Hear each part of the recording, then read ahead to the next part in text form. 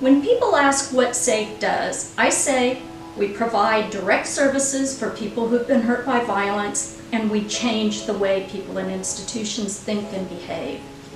We serve by building safety, support resilience through counseling and peer support, shelter, housing, advocacy, and so many more services. And then we create the change we want through prevention and education, helping others understand how best to support survivors, including how to change their own practices, rules, and even laws at times.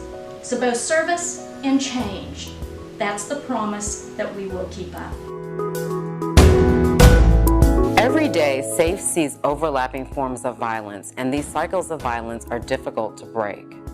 Any one person may need multiple services to heal. SAFE provides shelter to families and children escaping abuse, support to at-risk families, foster care services, housing and basic needs to victims of human trafficking, and large-scale prevention services aimed at ending dating violence, child abuse, and sexual harassment. SAFE also provides counseling and therapeutic services to survivors and their families, as well as support and forensic exams to victims of sexual assault. SAFE has a long and proud history of making a difference in changing lives in Central Texas. When any kid is growing up, they will face adversity and stress. And in good environments, there will be adults nearby to buffer that stress and to bring their stress back down to baseline. In kids who are stressed chronically and they don't have that buffering system and those stress levels remain really high, there's a lot of evidence out there that shows that that can affect their growing brains. So some examples would be neglect, or physical or emotional abuse, or witnessing violence.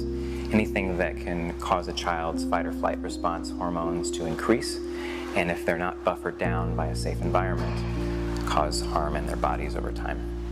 In the short term, as a pediatrician, we may see regressed developmental milestones. So a child who was once potty trained may now start wetting the bed. And they may become more regressed in their social interactions, or they may outwardly express aggression towards other people.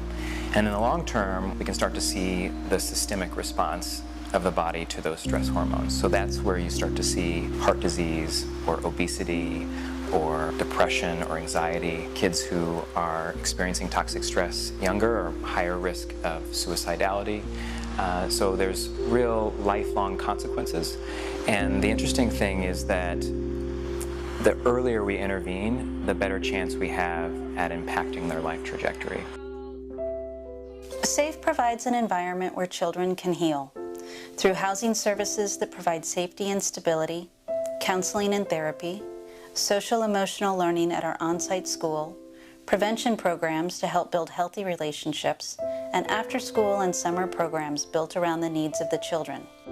SAFE also supports parents who have experienced trauma as children themselves, helping them to be better parents. Our family shelter is for people who are in the most danger, who are at the highest level of danger. They have to be behind the gates, literally behind our gates. And what we have is a whole bunch of rooms, individual rooms with shared living, dining, and kitchen. And they all come in with their families. Today we have about 88 people, 57 of them are children, and they come in and we provide services. It's time for them to really connect to resources and get what they need in order to put their lives back together, to start that process of healing. We serve kids ages 0 to 22 years old, and they have experienced numerous amounts of abuse and neglect, and we've also seen a growing number of kids who've been sexually exploited and trafficking. That's an unfortunate increase that we've seen with the kids that we serve. And so they all live here. It can be anywhere from a couple of days to a couple of weeks to all the way up to 3 years. That's the longest day kiddo that we have on this campus right now. So they live in these different cottages, and that's where our offices are. The biggest chunk of our kids come from Child Protective Services, and so they reach out to our admissions coordinator and they just say, hey, do you guys have a bed for this kid? We also can take kids that are here through juvenile probation services or respite through Austin Travis County Integral Care, but CPS is the big chunk of our kids who come to live with us. SafeLine is a hotline where anyone in the community can call when they or someone they know doesn't feel safe or has questions about any of the issues that we deal with, including child abuse, domestic violence, sexual assault, or sexual exploitation.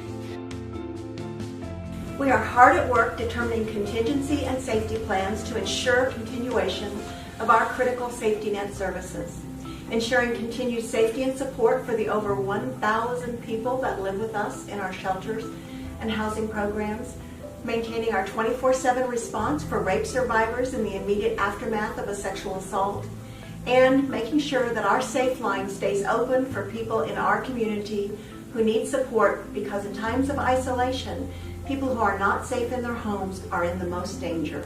The biggest thing that we're doing is really trying to be mindful of how we as adults present during this time. These are kids that have experienced a lot of trauma, and so if I come in panicked, then they're going to feed off of that and they're going to be panicked. We've come up with a rotation schedule to share shared spaces such as this, so there's not a lot of cross-contamination. Kids are at home. We're trying to make sure that we provide different activities and support, and then a lot of people are losing their jobs right now, particularly folks who are in the service industry here in our community, and so we're trying really hard to make sure that we are providing everything. We're anticipating that in a couple weeks we'll begin to hear from families that tell us how afraid they are about being isolated at home with the person that's hurting them. We're making sure that people have that safety net as much as possible, particularly during this time. Children who are isolated with abusive parents are in danger. Women stuck at home with violent partners are in danger. And we are here for them. That is our job. That is why our doors stay open.